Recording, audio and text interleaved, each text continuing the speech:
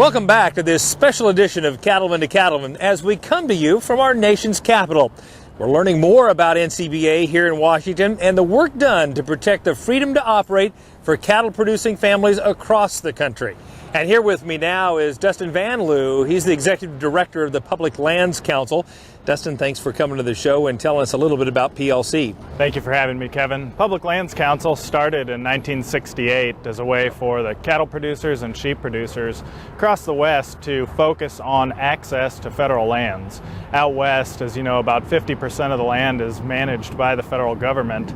So in order to have viable ranching operations, those cattle ranchers have to band together and sheep producers to ensure that access continues so that they can produce beef and lamb for America and the world. Absolutely.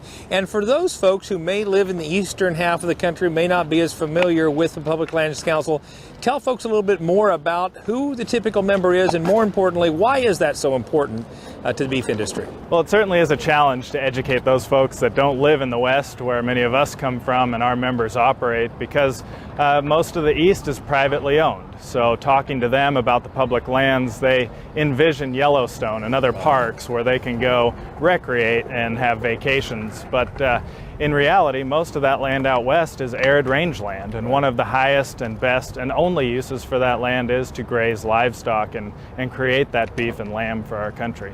Maybe highlight a few of the key issues that are occurring right now as it relates to those public lands. Well, we've seen an increase in challenges to ranching in the West, and folks outside of the ag industry and outside of rural America that want to limit access to those public lands and really diminish ranchers' ability to continue ranching out west. So we've been working with Senator Barrasso of Wyoming and Congressman Labrador from Idaho to bring some reform to the grazing permit administration process on Capitol Hill, which would allow the agencies, the Bureau of Land Management and Forest Service, the ability to issue those permits more efficiently and effectively and provide more security to our members so that they can continue to operate into the future. I was going to ask you, you see so much written and actually on TV about this whole issue. Why is grazing on public land such a contentious issue in America today?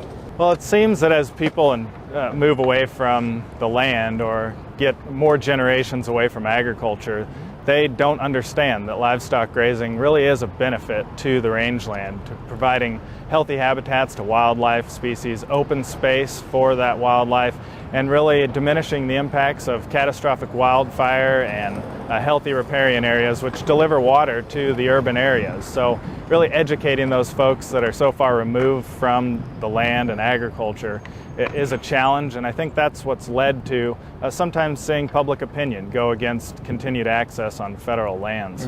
And something else that we face is there are extreme environmental groups that make it their cause to remove livestock grazing, and they litigate the agencies continuously and actually reap taxpayer dollars for those lawsuits when they prevail in court.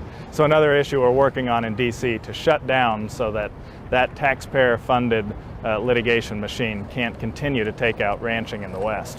You mentioned wildlife, and I wanted to follow up on one specifically, and that's the sage grouse. We hear a lot about the sage grouse and being listed as an endangered species. Update us on that issue.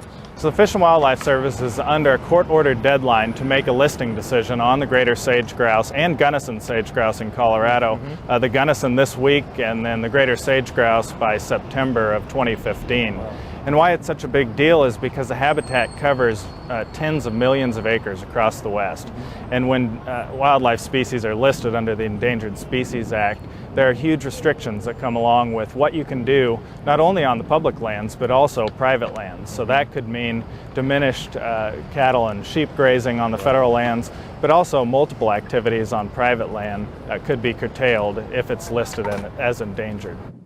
So you come here from the western United States. Tell us what makes you get up every day and work so hard to protect and preserve the rights of American ranchers to care for and preserve much of the ground that is currently federal land?